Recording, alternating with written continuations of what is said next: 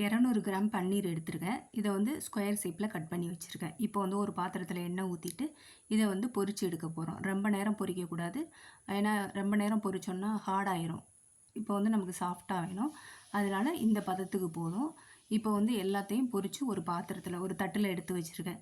எடுத்து வச்சதுக்கப்புறம் இப்போது நம்ம பொரித்தோம் இல்லையா, அதே பாத்திரத்தில் 1/4 டேபிள் ஸ்பூன் வந்து ஜீரகம் சேர்த்துருக்கேன். 2 பெரிய வெங்காயம் நீட்டமாக கட் பண்ணி வச்சுருக்கேன்.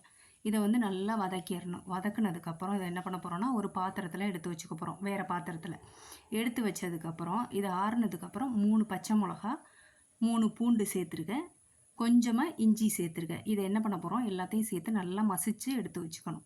மசித்து நான் இப்போ ஒரு தட்டில் எடுத்து வச்சுருக்கேன். எடுத்து வச்சதுக்கப்புறம் இப்போ அந்த யூஸ் பண்ணோம்ல அதே பாத்திரத்தில் தேவையான அளவு எண்ணெய் ஊற்றிக்கலாம். ஊற்றுனதுக்கப்புறம் 4 கிராம்பு எடுத்துருக்கேன், 3 வந்து ஏலக்காய் எடுத்துருக்கேன், 2 பட்டை, 2 இலை எடுத்துருக்கேன். எடுத்து இது நல்லா வெடித்து வந்ததுக்கப்புறம் நம்ம வதக்கி வச்சுருந்தோம் இல்லையா, அதை வந்து வதக்கி மசித்து வச்சுருந்தோம் இல்லையா, அதை வந்து இதில் சேர்த்துட்டு தேவையான அளவு உப்பு போட்டுடலாம். உப்பு போட்டதுக்கப்புறம் 1 ஸ்பூன் வந்து கரம் மசாலா போட்டிருக்கேன்.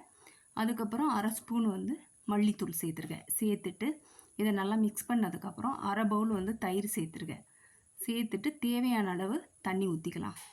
இது வந்து ரொம்ப மசாலாலாம் நம்ம போட மாட்டோம், அதனால் தேவையான அளவு தண்ணி ஊற்றுனதுக்கப்புறம் கொஞ்சம் கொதி வந்ததுக்கப்புறம் என்ன பண்ண போகிறோம்னா, இந்த பன்னீர்லாம் பொரித்து வச்சுருந்தோம் இல்லையா, அதை வந்து இதில் சேர்த்துடலாம். சேர்த்துட்டு 1/2 பவுல் வந்து புதினா இருக்கு இல்லையா, அதை குட்டியாக கட் பண்ணியிருக்கேன். இது வந்து சின்ன பவுல் தான், அதுதான் ஃபுல்லாக இருக்க மாதிரி இருக்குது. அதே மாதிரி அதே அளவு வந்து கொத்தமல்லி எடுத்திருக்கேன், அதையும் இதில் சேர்த்துடலாம். இதெல்லாம் குட்டியாக கட் பண்ணி எடுத்துருக்கேன். இப்போ வந்து நம்ம மூடி வச்சிடலாம். மூடி வச்சு ஒரு 5-10 நிமிஷத்துலேயே நமக்கு ரெடி ஆயிரும்.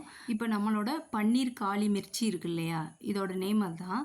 இது வந்து தண்ணியாக தான் இருக்கும், ரொம்ப நம்ம மசாலா சேர்க்காதனால இந்த மாதிரி தான் இருக்கும். ஆனால் சப்பாத்திக்கு சூப்பராக இருக்கும். உங்களுக்கு பிடிச்சிருந்ததுன்னா லைக் பண்ணுங்கள், ஷேர் பண்ணுங்கள், சப்ஸ்கிரைப் பண்ணுங்கள்.